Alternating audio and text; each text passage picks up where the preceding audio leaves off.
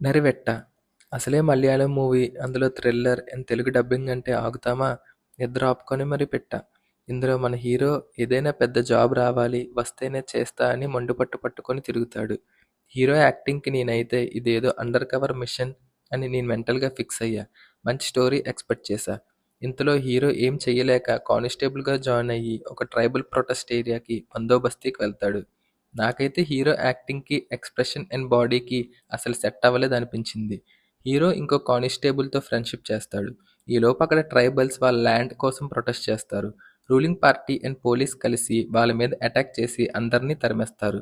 ఇక ట్విస్ట్ ఏంటంటే అసలు అక్కడ గొడవ ఏం జరిగింది, మన హీరోకి ఇన్వాల్వ్మెంట్ ఏంటి అనేదే movie plot.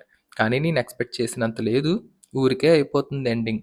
Routine story, screen play, plots add చేసి ఇంకా ఇంట్రెస్టింగ్గా తీసి ఉంటే బాగుండేది.